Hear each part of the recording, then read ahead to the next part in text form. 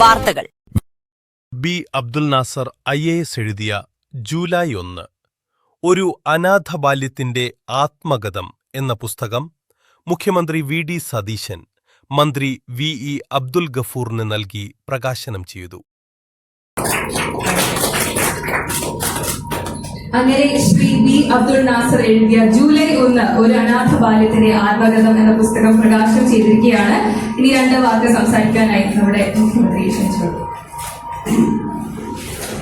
അബ്ദുൽ നാസർ അമ്മയെപ്പറ്റി എഴുതിയത് വായിക്കുമ്പോൾ അത് നമ്മുടെ അമ്മയെക്കുറിച്ചാണോ എന്ന് തോന്നിപ്പോകുമെന്ന് മുഖ്യമന്ത്രി ഓർമ്മപ്പെടുത്തി.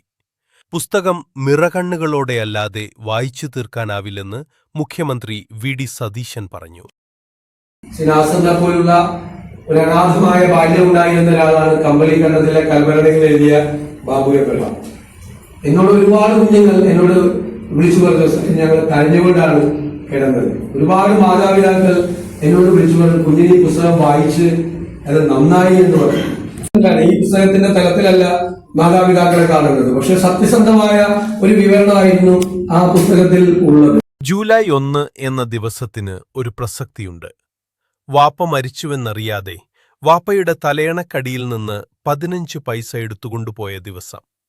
പിന്നീട് 44 വർഷത്തിനു ശേഷം ഒരു ജൂലൈ 1 തന്നെയാണ് അബ്ദുൽ നാസർ കളക്ടറായി ചുമതലയേറ്റത്. അനാഥമായ ബാല്യത്തിന്റെ സങ്കടങ്ങൾക്കിടയിലും തന്റെ ഇച്ഛാശക്തി വളരണമെന്ന മോഹം അദ്ദേഹം സൂക്ഷിച്ചു. അബ്ദുൽ നാസറിനെ പോലുള്ളവർ നമുക്കെല്ലാം പ്രചോദനം നൽകുന്നവരാണ്.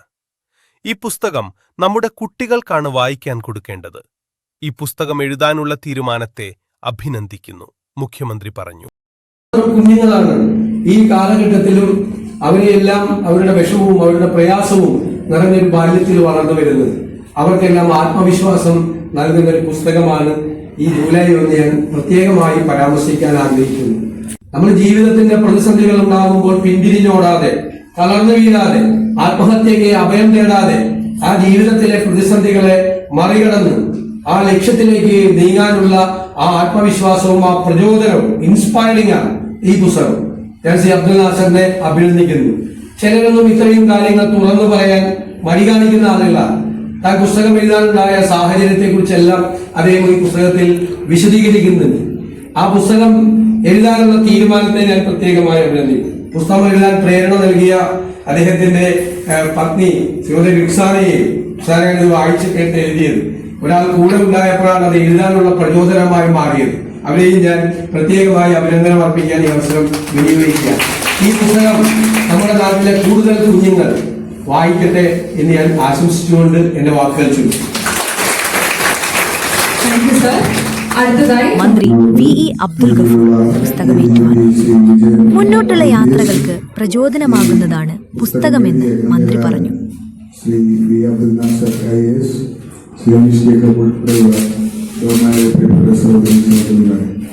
ഈ പുസ്തകത്തെപ്പറ്റി ബഹുമാന്യ മുഖ്യമന്ത്രി പറയാനുള്ളത് എല്ലാം തീർത്ത് പറഞ്ഞു കൂടി ഇവിടെ കൃത്യമായി വരച്ചു കാണിക്കുകയായിരുന്നു. ഞാൻ എല്ലാവരുടെയും ഫേസ് ശ്രദ്ധിക്കുകയായിരുന്നു അദ്ദേഹം അതിനെക്കുറിച്ച് പറഞ്ഞപ്പോൾ.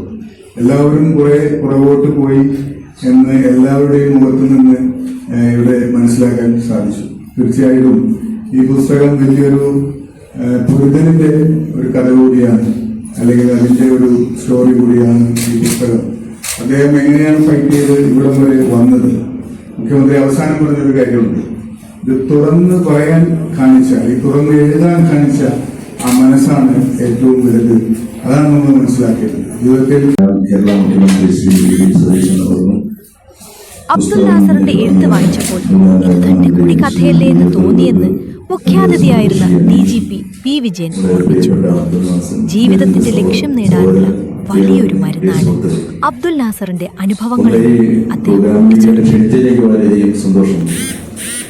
രണ്ടാമത്തെ ഒരു കാര്യം, നമ്മൾ ഈ പുസ്തകം റിലീസ് ചെയ്യുന്നത് കേരളത്തിൽ അങ്ങോളം ഇങ്ങോളം തൂഫാൻ അലയടി കൊള്ളുന്ന അല്ലെങ്കിൽ ആഞ്ഞടിക്കുന്ന ഒരു സമയത്താണ് കേരള ഗവൺമെന്റ്. തൂഫാനും ഇതുമായിട്ടുള്ള ഒരു ബന്ധം എന്ന് പറയും പലപ്പോഴും ഈ കുട്ടികളുടെ ഇടയിൽ മയക്കുമരുന്നിന്റെ ആസക്തി വർദ്ധിച്ചു വരുമ്പോൾ ജീവിതത്തിന്റെ ലക്ഷ്യം മറന്നു പോകുന്ന ഒരു വലിയ കുട്ടികൾ അപകടത്തിലേക്ക് ഇങ്ങനെ പോകുന്ന നമ്മൾ നിരന്തരം കണ്ടുകൊണ്ടിരിക്കുകയാണ്. ലക്ഷ്യബോധം നഷ്ടപ്പെട്ടതുകൊണ്ടുണ്ടാകുന്ന ഡിപ്രഷന്റെ അളവും കൂടിക്കൊണ്ടിരിക്കുമ്പോൾ ലക്ഷ്യബോധം നൽകുന്നതിന് ഒരു വലിയൊരു മരുന്നാണ് അബ്ദുൽ നാസറിന്റെ ഈ പുസ്തകം.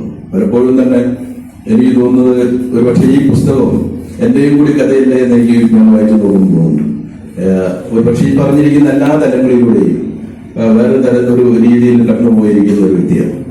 എന്റെ നമ്മളുടെ ഒരു ലക്ഷ്യമുണ്ടെങ്കിൽ, നമ്മളുടെ ഒരു സ്വപ്നമുണ്ടെങ്കിൽ, നമുക്കൊരു കർത്തവ്യ ബോധമുണ്ടെങ്കിൽ അസാധ്യമായതൊന്നുമില്ല എന്ന് അബ്ദുൽ നാസറിന്റെ പുസ്തകത്തിൽ മനസ്സിലാവും.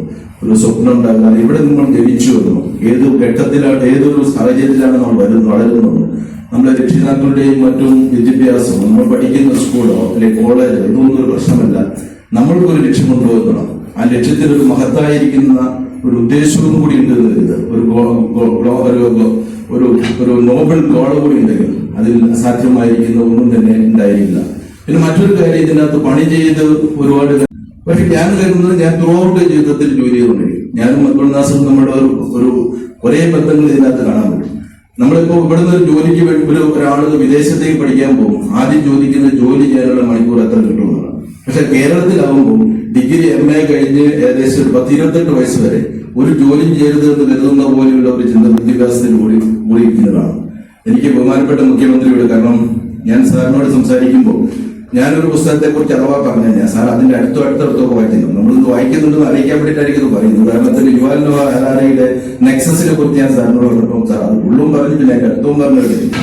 അപ്പം അങ്ങനെയുള്ള അദ്ദേഹത്തെ പോലുള്ള നമ്മുടെ പാഠപുസ്തകത്തിൽ ഫിസിക്സും കെമിസ്ട്രിയും ഒക്കെ പഠിപ്പിക്കട്ടെ, ജീവചരിത്രങ്ങളും അതേപോലെ തന്നെ ആത്മകഥകളും അതെങ്ങനെയാണ് നമുക്ക് ഉൾക്കൊള്ളിക്കാൻ പറ്റുക എന്നറിയില്ല. അതൊരു പാഠമാക്കി മാറ്റിയാൽ ജീവിക്കാനുള്ള പ്രേരണ, ലൈഫ് ഇറ്റ്സെൽഫ് ഈസ് തന്നെ ഒരു ഹൈ ഇൻടോക്സിക്കന്റ് ആണെന്നുള്ള, ജീവിതം തന്നെയാണ് ലഹരി എന്നുള്ള ഒരു വലിയ ബോധം നമുക്ക് അവരിലൂടെ വളർത്താൻ പറ്റും. അതുകൂടി അദ്ദേഹത്തെ പോലുള്ള ഒരു വളരെ വൈഡായിരിക്കുന്ന വായനയുള്ള ഒരു ബഹുമാനപ്പെട്ട മുഖ്യമന്ത്രി നമുക്കുണ്ടാകുമ്പോൾ സാധ്യമാകുന്നു വരുന്നു. ഈ പുസ്തകം നമ്മളിലൂടെ എല്ലാവരിലൂടെയും കുറെ ആളുകൾക്ക് ജീവിതത്തിൽ ഉയരാനും വളരാനും പ്രയത്നം തീരട്ടെ എന്ന് പ്രാർത്ഥിച്ചുകൊണ്ട് ഇതുകൂടി അബ്ദുൽ നാസറിന് മനസ്സിലാക്കുന്ന ചെയ്യും. തന്നെ പോലെയുള്ള ഒരുപാട് ആളുകളുടെ കഥയാണിത്. മറുപടി പ്രസംഗത്തിൽ അബ്ദുൽ നാസർ പറഞ്ഞു, പ്രതീക്ഷിക്കുന്നു കുട്ടികൾക്ക്, സ്കൂളുകൾക്ക്, അതുപോലെ തന്നെ രക്ഷിതാക്കൾക്ക്, അതുപോലെ തന്നെ നമ്മുടെ കരുതൽ മനസ്സിലുള്ള ഓരോ ആൾക്കാർക്കും അത് പ്രചോദനമാവട്ടെ എന്നുള്ള പ്രാർത്ഥന മാത്രമുള്ളത്.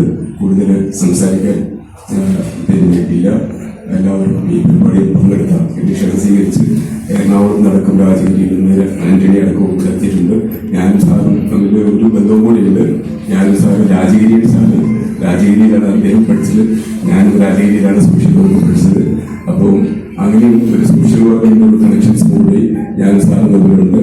അപ്പോൾ അതുപോലെയുള്ള കുറെ ആൾക്കാർ പല സ്ഥലത്തുനിന്നും ഇത് പ്രകാശനം ഉണ്ടെന്ന് അറിഞ്ഞുകൊണ്ട് വന്നിട്ടുണ്ട്. അവർക്ക് എല്ലാവർക്കും, ഇത് കേൾക്കുന്നവർക്കും എല്ലാവർക്കും എന്റെ ഹൃദയം നിറഞ്ഞ നന്ദി പറഞ്ഞുകൊണ്ട് പരിപാടി പങ്കെടുത്ത എല്ലാവർക്കും ഒരിക്കൽ കൂടി ആശംസകൾ അറിയിച്ചു ഞാൻ വാക്കുകൾ.